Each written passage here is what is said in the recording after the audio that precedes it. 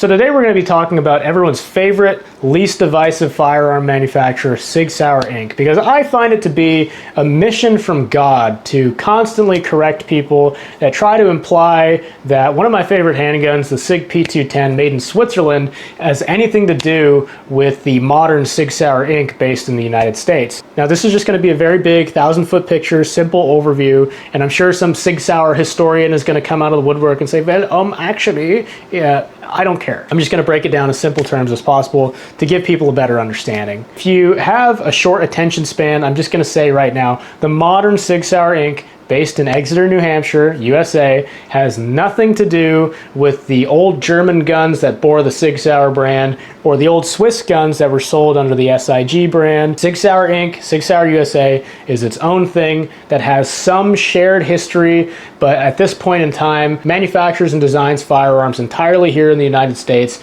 and they've been doing that since about 2004, 2007. So Sig Sauer gets its start all the way back in Switzerland in the mid-1800s with a company called Schweizerische Industriegesellschaft.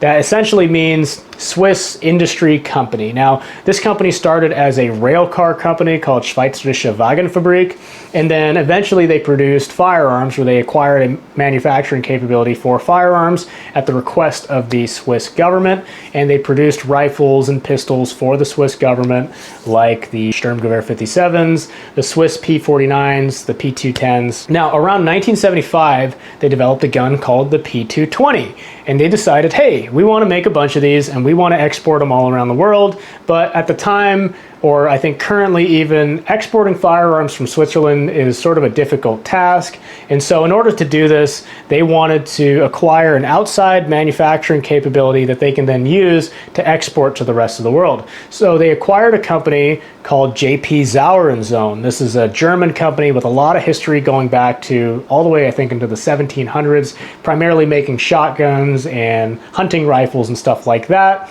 Anyway, they acquire this company and they use a factory up in Eckernförde, Schleswig-Holstein in West Germany, and they renamed this company Sig Sauer GmbH, Gesellschaft mit something or the other. GmbH just means like LLC, limited liability company in German. Now here in Germany, they produce guns that became known worldwide and have great reputation, stuff like the P220, like we mentioned, but also derivatives like the P226, P228, P229, etc. So obviously when it comes to firearms, there is no larger market on the world stage than the United States of America. And of course, Sig wanted to create an importer in the United States to sort of vertically integrate and centralize and streamline the import process of these firearms into the United States. A lot of companies do this. Beretta, for example, has Beretta USA. Started off primarily as an importer, gained a manufacturing capability first with the small pocket pistols, and then eventually they were making M9s. Nowadays, of course, they're making all kinds of firearms, their own line of 92s, the 92Xs, as well as some of the shotgun line now, which is pretty crazy considering how near and dear the Italian Beretta holds those shotguns to their heart. Sig pretty much did the same thing. They create a company called Sig Arms Inc. and they established this company first in Virginia, but I think they move it to Exeter, New Hampshire pretty quickly.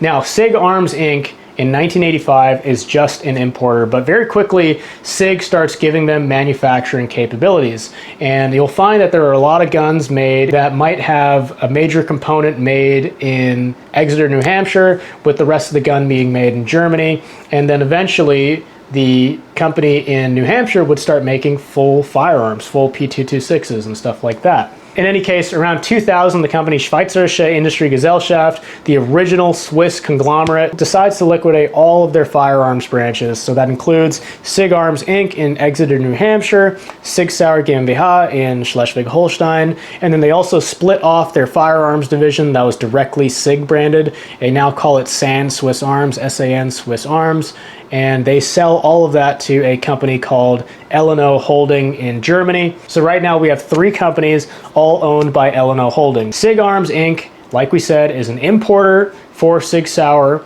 and they also make their own firearms. Sig Sauer GmbH is a manufacturer and exporter of firearms, and San Swiss Arms, the Swiss division of Sig, is essentially focused entirely on the Swiss market and fulfilling Swiss military contracts, pretty much.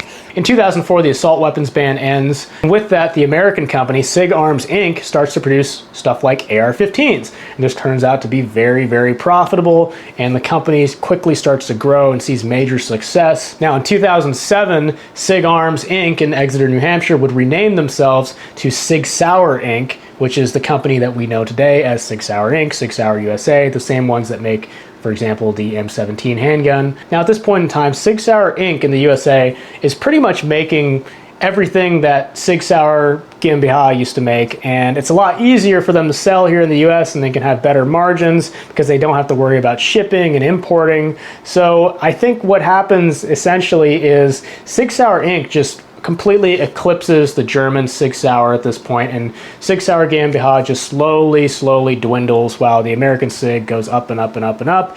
And around 2007, 2008, like, the American company is actually designing its own firearms at this point with the P250, and then I think in 2013 they developed like the P320, for example. And the other thing is, these firearms that they're making here in New Hampshire, they are exporting to the rest of the world. So all of the capabilities that Sig Sauer GmbH had at one point has now entirely shifted to Sig Sauer Inc. And of course, German firearm laws are not nearly as permissive as American firearm manufacturing and export laws are. So all of this compounds, and the German Sig Sauer in Schleswig-Holstein goes out of business. They shut their doors in 2020. So as of currently, there is no German Sig Sauer. Do not think it's a German company like a German company that makes firearms, okay? They're owned by a German holding company, but that's just a holding company. That's a financial entity. It's not a company that makes firearms like it would be if SIG still owned them, because SIG, of course, has a long and storied history of making firearms. Now, we haven't mentioned the Swiss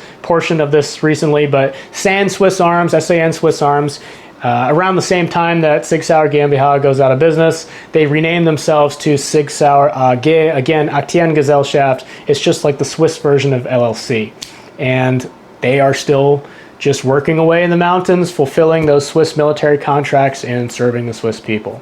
So with Sig Sauer Germany going out of business and San Swiss Arms renaming themselves to Sig Sauer AG, we have two companies named Sig Sauer, one that does not matter on the world stage at all. They hardly have an export presence when it comes to their firearms, and the only things it looks like they make are SG550s and the variants they're in, whereas the company that we all know as Sig Sauer Inc. is based out of Exeter, New Hampshire. They employ a bunch of freaking people. They have huge manufacturing capabilities. They are designing new firearms, and it's all designed right here in America. It's all manufactured right here in America, for better or for worse, whatever your opinion on that may be. And even though Sig Sauer in Switzerland and Sig Sauer here in the US are owned by the same holding company, it's not really clear what their relationship is. My guess would be practically zero, because even the firearms that Sig Sauer Inc. has come out with recently that you would think would be heavily influenced by Swiss designs, like the American P210, has nothing to do with the Swiss P210.